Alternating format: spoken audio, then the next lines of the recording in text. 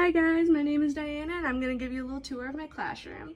So when students enter, they're first greeted by me or by a staff member. So we have a visual chart right here showing the expectations for arrival. So this supports their social emotional skills and gives them control over their first interaction of the day. So after greeting students, students go to the cubby area, which is right here, to put their backpack away. So as you can see, each cubby has a photo and name labels so children can easily recognize their spot. So next, students head to the sink area over there. So they're each are given these little small hand washing icons that they carry from the cubby area to the sink over there. So at the sink, they match their card to a larger hand washing picture, which you see right here, the little hand washing icon on the larger picture. So then they follow each of these step-by-step visuals posted above the sink.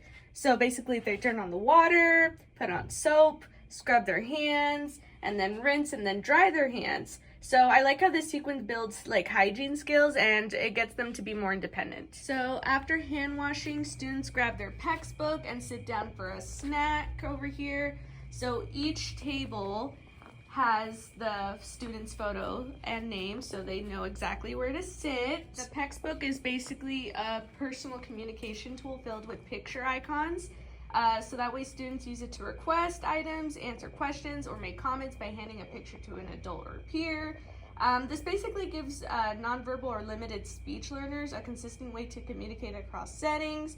It helps them reduce frustration. So after snack time, they get up to look at their daily visual schedule, as you can see over here. This basically lets them know what's next and helps them transition smoothly into circle time or centers, for example. And all of these visuals together make the routine a lot more predictable. It helps reduce anxiety and supports every student. As you can see, we also have their names and their pictures on it, so that way they know whose is which. Okay, so now we're gonna enter the line station, as you can see right here. So basically this is where I work one-on-one with the students on pre-academics like counting, color recognition, and fine motor. I use supports like these, such as token boards for reinforcements, first then visuals for clear expectations. I use the core board here, which is basically for communication, and then the timers are to help students understand activity length and transitions. And then over here I have reinforcer options, so that way the students have an idea of what to work for. I have all the reinforcers here. And then over here I have all my tools such as my pencils, flashcards. So over here is my circle time station. So basically when we come into circle, the students help me by pulling these cubes over here to the carpet. What I like about these cubes is that it helps them stay in their seat, because sometimes some of the kids have a hard time sitting on the carpet, and it also helps them with personal space. So I really like the cubes for that. We have the calendar over here for when we do calendar time. And then we also have the big core board here, and we have it Velcroed so that way the students are able to communicate in the circle time station too. We're on the letter E, as you can see. And then I have these little choice boards for the students that have limited communication or are nonverbal, so that way when we go like, oh, what's the letter of the week, they can choose between E or D. And then as you can see here, we have the big token board for all the students we have here to work for candy. So this is the Ladybug station.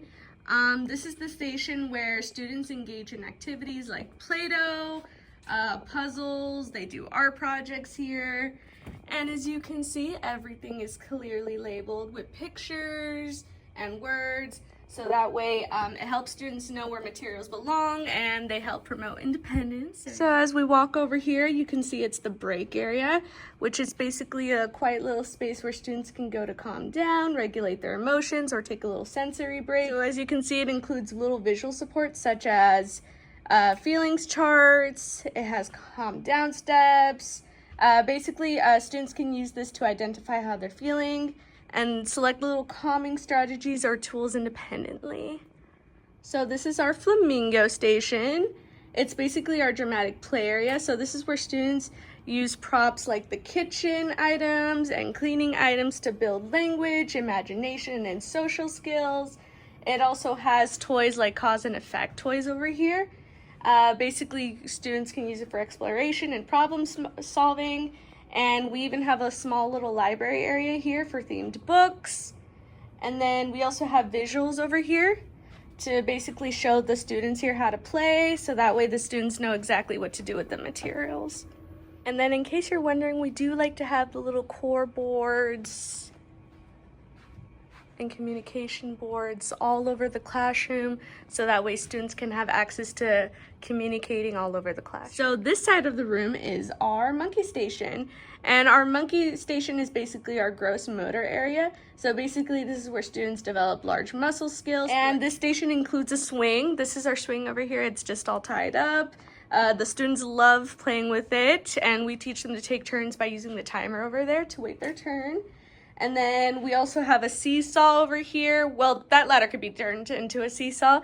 And then we got a trampoline. And I feel that it's very useful because it supports coordination, strength, and sensory regulation. And then as you can see, we even have a communication board here, so that way we can help students take a break, or we learn how to take turns. So lastly, we have my little teacher desk area. So basically this is where I manage my lesson plans, student records, and materials for instructions. It contains all of my files and supplies, so I can basically quickly access what I need for activities and IEP documentation. As you can see, each area has been thoughtfully designed to support each child's learning, independence, and social emotional growth. Our goal for this classroom is basically to create a welcoming, inclusive environment where every student can feel safe, engaged, and successful. So I want to thank you guys for visiting my classroom, and if you have any questions, please feel free to let me know.